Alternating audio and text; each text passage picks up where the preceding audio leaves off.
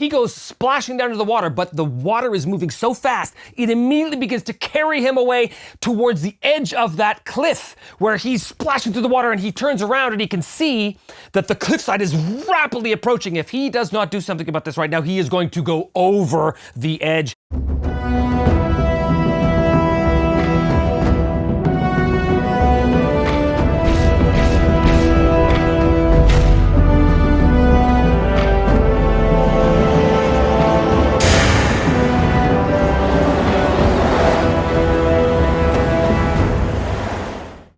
Well, hello and welcome back once again to Me, Myself, and I. I am, as always, your intrepid GM, host, and player, Trevor Devall. Thanks so much for tuning in. And as always, if you want to help support the show, please do hit like and subscribe if you have not done so already. And if you want to help support the show on Patreon, or if you want to help the show by buying some merchandise or by buying some stuff through DriveThruRPG, there are affiliate links below.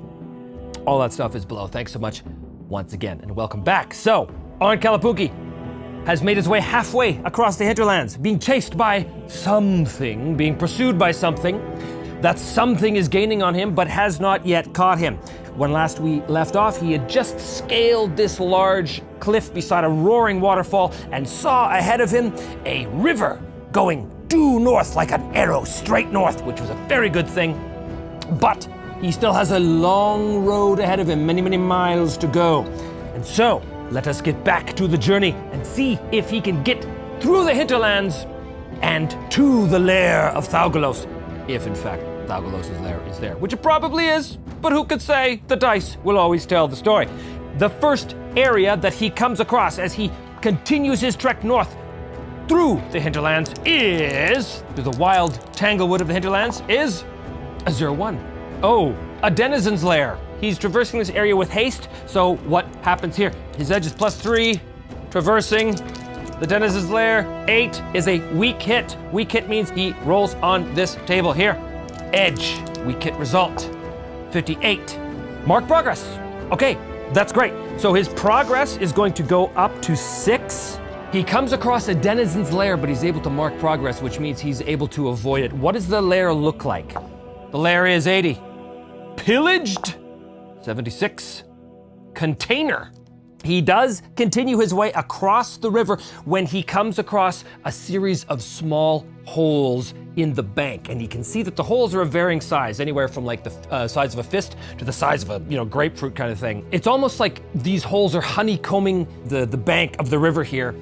And he's wise enough to, take a wide berth around this because he has a suspicion that this could be perhaps a lair of some creature. But it's neither an opportunity nor a danger, so he is able to circumvent that and mark progress, which means the days go on. He continues north. What is the next area that he comes across as he makes his way north? The land here, by the way, is always ascending, always rising up to the shadow of the hills and the veiled mountains ahead of him to the north. The land is getting craggier, rockier, more broken. There's still heavily forested areas that this river traverses through, but the wind picks up and a small amount of snow begins to fall from the icy skies above, but the land is a series of escalating cliff faces and escarpments moving up ever northwards towards the hills.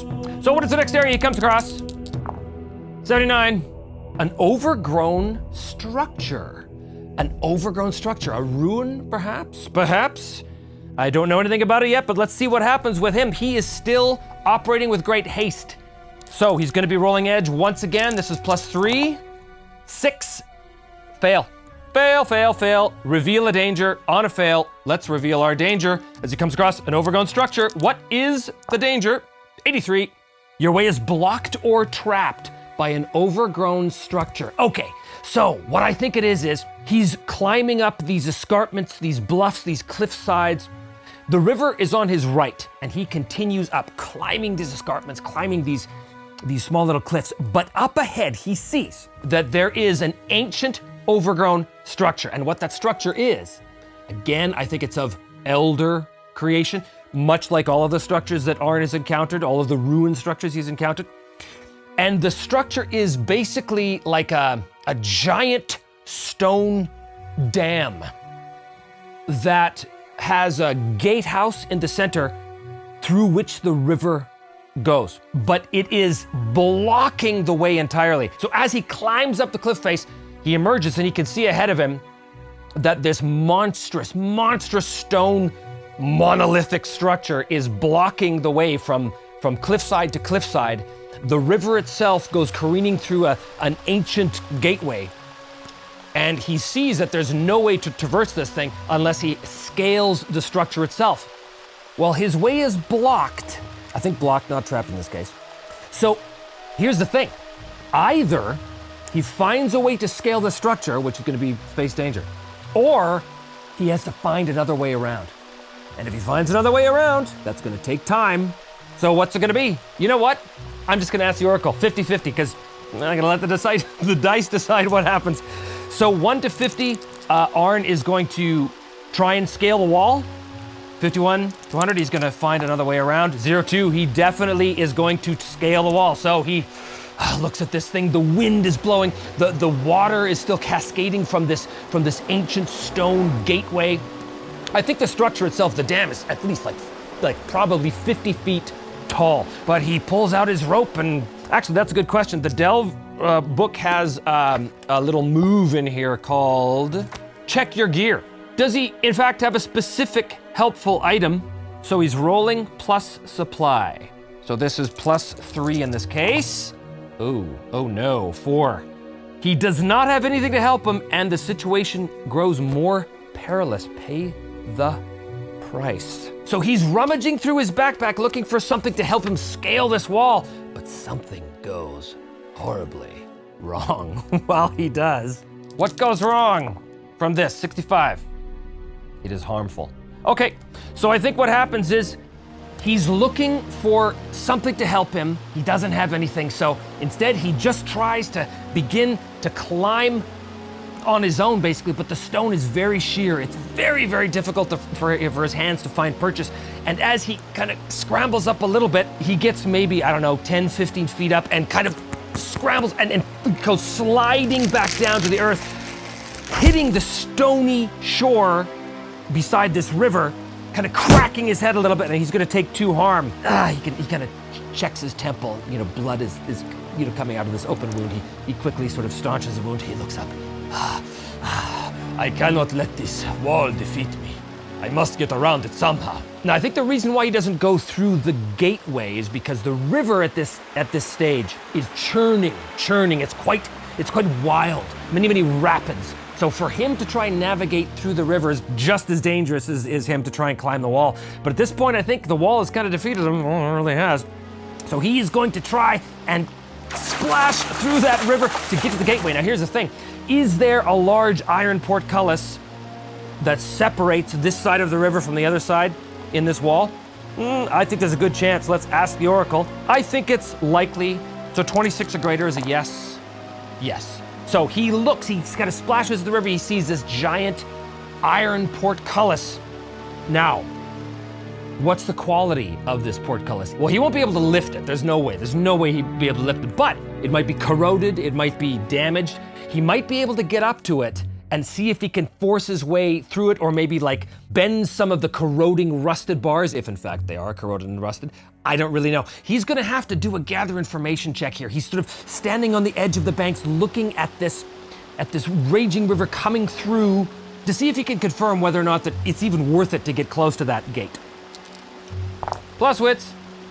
So weak hit. Envision what you discover and take +1 momentum. So his momentum's gonna go from 2 to 3 as he sees this, but I think what he discovers is that he can see that areas of it are corroded, but in order for him to even get close enough to it, for him to even try and sort of bend these rusty bars aside, he's going to have to navigate this river, and that's going to be very difficult. That is going to cause a face danger roll, which he's going to try and do now. So he splashes in the river and begins to try and force his way forward towards the gate, his boots slipping on the slick slime-covered stones underneath the water surface. I think he grabs a large tree branch and uses it as a staff to secure his hiking through this river kind of thing to make sure he doesn't fall. Agility and precision, so that's plus edge. So this could be +3. This is the face danger to get to that gate at all.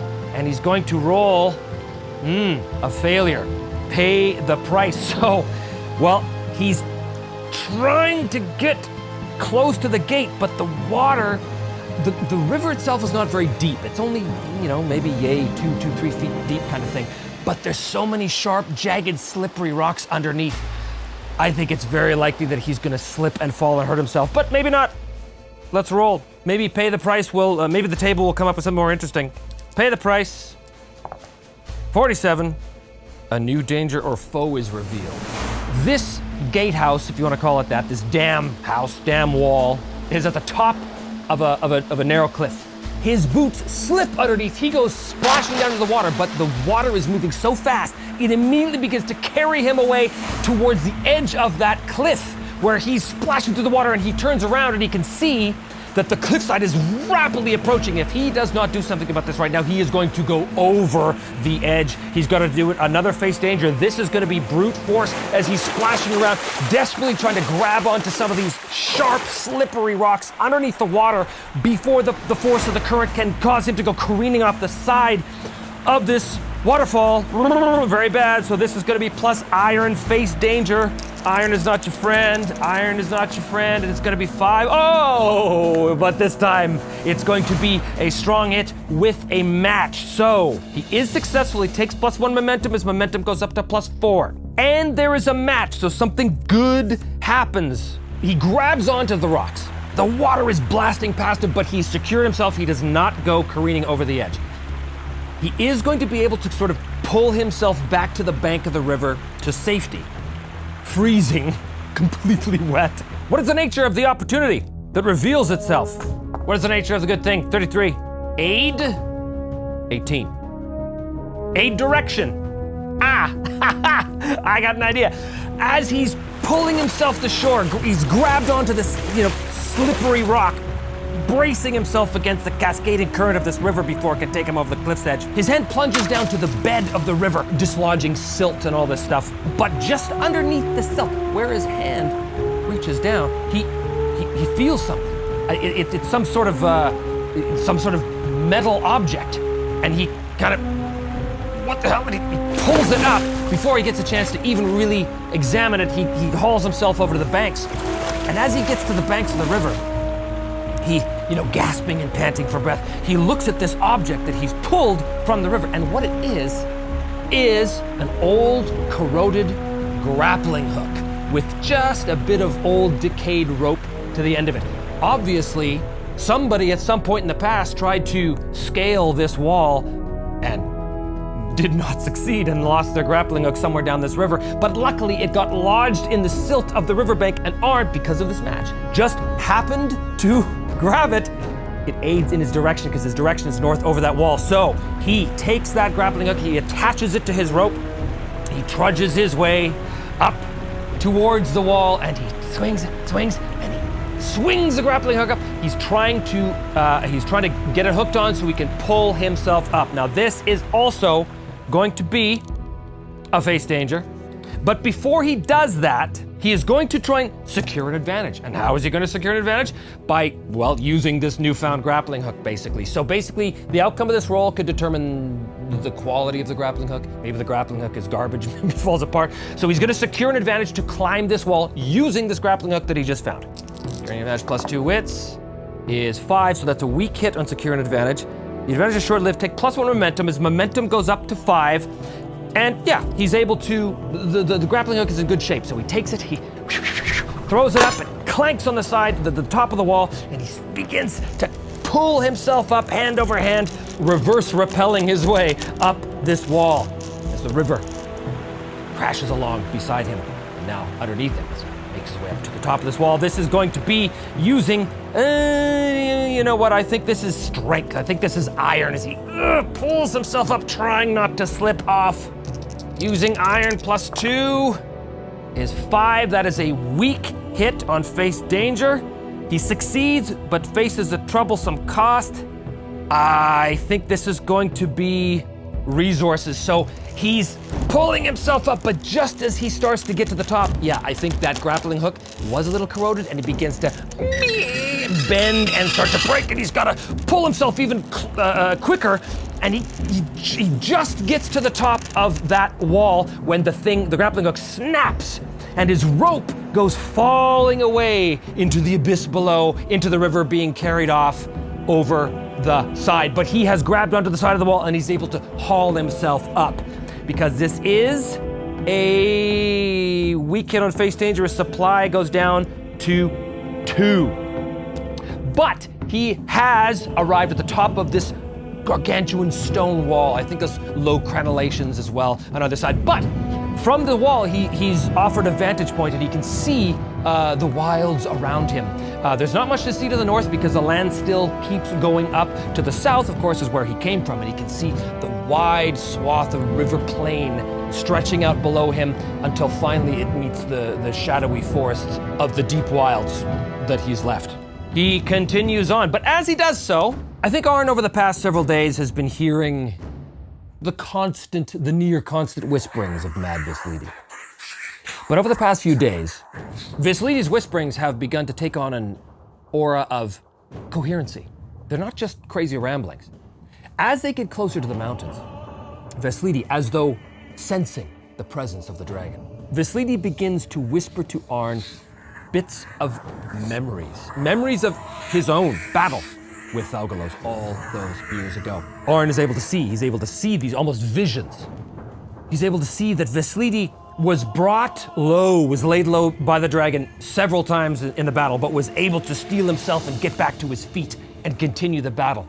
And this sort of tactical knowledge that Vislidi's mad whisperings gives Arn is enough for him to spend his 2 remaining experience points on, the Battle-Scarred asset. He's going to take the 3rd option on Battle-Scarred, which is you have stared down death before. When you're at 0 health and endure harm, you may roll plus heart instead for him and take +1 momentum on a hit. So Arn has a tremendous amount of battle experience too. He himself has fought the dragon. He's fought many things over the course of his long adventuring career. But the combination of Vislidi's wisdom, experience, as well as Arn's own, are able to give him this sort of advantage. Nonetheless, he's standing on top of this wall and he knows now that he must continue on. So he scrambles down the other side of it, which is a much less, steep grade. He's able to get down no problem and continue on his way. What is the next thing that he encounters as he continues his way northward across the hinterlands? The features. 65. A clearing. Clearing implies that the forest got thicker. So the pine and spruce forests of this part of the hinterlands, as the land slopes up, ever up, is now becoming choked with thick pine spruce forests. Tall evergreens. But he comes to a clearing in this thick spruce copse of trees. He's still going fast. He's still trying to go with haste, plus edge, +3, going to be 6. So it's a weak hit, which means he rolls on the table. And he rolls on the table, and it's going to be 83 on edge, which is mark progress twice and reveal a danger. Okay, well, this is good and bad. What is the danger that he encounters? 41? Oh, the path leads you astray. I think the reason why it leads him astray is because winter finally sets in. Over the course of the last few days, the wind is picked up and the snow has begun to blow. And by the time, a couple days later, when he gets to this clearing, there is a full-on blizzard that has descended, blanketing the entire region in thick, white, freezing snow. When he gets to this clearing, it's white-out conditions, and it's very difficult. He's trudging his way through this storm, the first of the winter storms to come. It's very easily to get turned around and get lost, and in fact, that is precisely what happens. And what that means is we advance the threat because it takes him time. Advance a threat. 93, we mark menace twice, which means the menace track, which was on 6, now goes to 8. That which follows Arn is keeping pace with him. But he is turned around and it takes him the better part of the full day to even get his bearings again. But in the midst of this storm, he realizes that his health is still down to 2. He's still, wounded basically from that fall he took. He has got to try and make camp. He's got to find shelter from this storm. The wind is howling, the snow is blowing everywhere. He's got to try and find some sort of shelter. Well, This is still a very rocky region. The forest is very thick here, but he should be able to find some sort of cave, something like that he can take shelter in. Does he secure an advantage? Perhaps before the winter set in earnest. Perhaps he saw a number of small caves against the cliffside just to the north, and maybe he can use that to his advantage. He's gonna do a secured advantage. This is going to be, again, with observation, so this is plus wits. Again, not his great strong point, but he is gonna try and do it. 7, that's a 6, so that is in fact a strong hit, which is great. He can make another move and the +1. He has in fact found a number of small caves that would help shelter him from this oncoming storm. So he manages to push his way through the gathering snowdrifts until he gets to this edge of this cave and goes inside to make camp. He's gonna roll plus supply, but he's gonna take a +1 when he does it. His supply's at 2, so he's actually gonna roll +3 to make camp, spend a few hours to make camp, and he's gonna roll 8, which is a strong hit. Well, he's gonna recuperate, so his health is gonna go to +3, and I think he's gonna relax as well, so his spirit is gonna go to +5. So he does spend several hours in this cave, resting, regaining his focus, remembering what he's here to do, letting the storm blow itself out, if in fact it does blow itself out. But after a few hours, his health, he's feeling a little better, mentally as well as physically. He must continue on. Now, he might want to actually resupply here. He's in a place of relative safety. His supply is down to 2. Does he want to hunt for food? I think he does. It does take some more time, so it's possible that this might mean that the threat track advances, but I think he needs to do it. He's gonna roll plus wits. Again, not his greatest thing, and he's gonna roll with, oh, look at that, with an 8, which is a strong hit. You bolster your resources, take +2 supply. His supply goes up to 4, and the threat does not advance. A lot of game animals have gone closer to these caves as well to flee this oncoming storm, and I think that Arn is able to bring down, like a small deer or something to give him enough food resources to bolster his supply. So that is okay. He is very close now. The shadow of the Veiled Mountains are ahead, but that which pursues him is also hot on his heels. Perhaps the next morning, he sets out again. And what does he come across here on what could possibly be the last of his encounters in this wild Tanglewood is the hinterlands. What are the features he finds? 12, impressive flora or fauna. Impressive flora or fauna. This could be bad, because impressive could be giant. There are many elder beasts that live in this part of the world, and that could be bad. I think the snow is still blowing, so he is going to be... No, it's still edge, it's still edge. He's going as fast as he can. Plus edge, what happens here? Impressive flora or fauna, we will see what happens. Oh, look at this, well, it's a 10, so okay. So 9 is a weak hit, which means we roll on the table. Roll on the table with edge, and we roll 67, and 67 is choose one, mark progress, or find an opportunity. Well, opportunities are good, but progress is better in this case. I'm gonna mark progress. Impressive flora or fauna, I think it's flora. Impressive flora.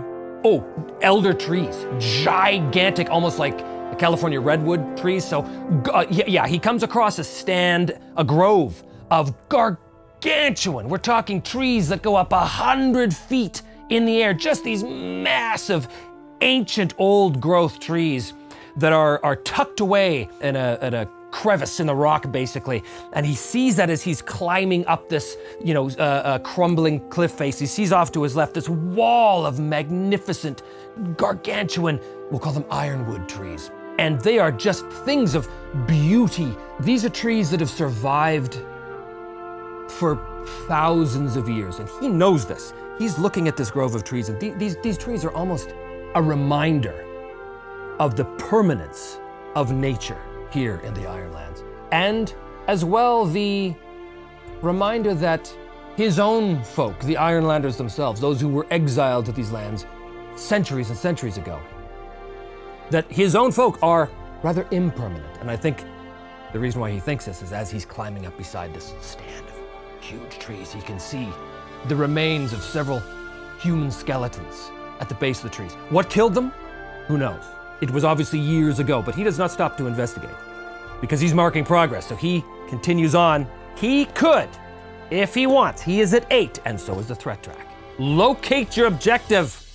His objective is to put the hinterlands behind him, before the threat finds him. He's at 8. No, I think he's gonna try one more time. He is not yet out of the woods, quite literally. He's also not out of the hinterlands either. What is the next thing that he encounters? Features, 90. Something unusual or unexpected. Could be anything. What is it that he encounters? Unusual, unexpected. We're gonna go with the aspect and focus tables here in Delve. Aspect, 76. Broken passage. Oh, he comes across a broken passage. It is unusual or unexpected. You know what it is? Oh yeah. He's climbing these cliffs, leaving the bulk of the evergreen forest behind him and below him as he's ascending. But ahead of him, up in the rocks ahead, he can see what is very obviously the mouth of a broken down tunnel.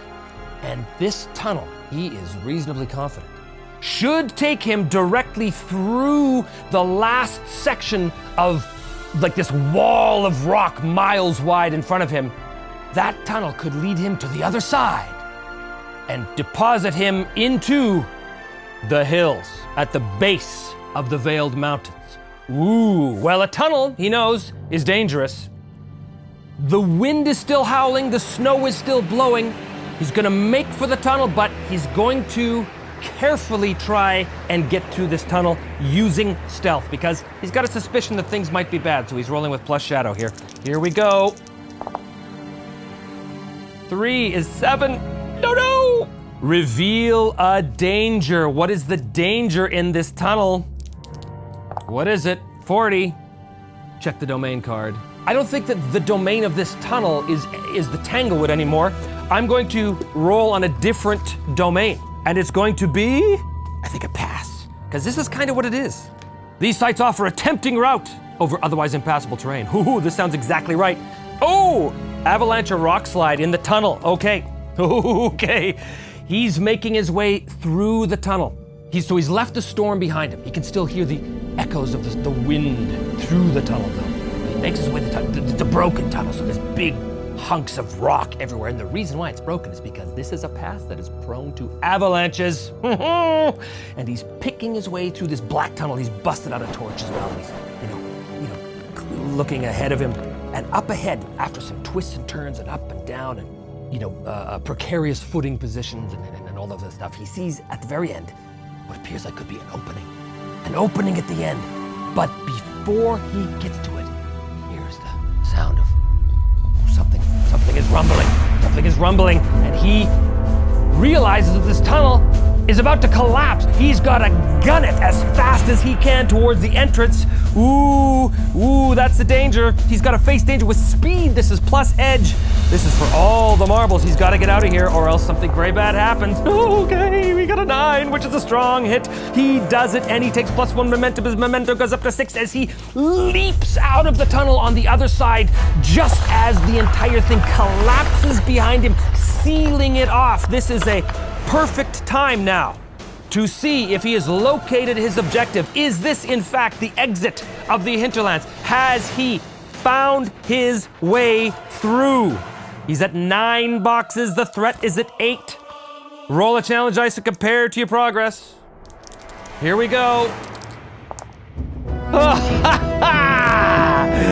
Not only does it, he does it with a match. Strong hit. He locates the exit and choose another one. He's going to take +1 momentum. His momentum will go up to 7. He blasts his way through this tunnel just as it collapses behind him. A great cloud of rock dust comes billowing out behind him, basically blowing him even further as he goes cascading into the snowdrift outside. The wind is still howling, but not quite as fiercely here because he emerges into a valley, a shallow, narrow defile in the rocks. And he looks and he realizes now that behind him, this wall of rock, and ahead of him, he now sees, stretching out in front of him, a landscape that is similar to what he just came from, but even more craggy.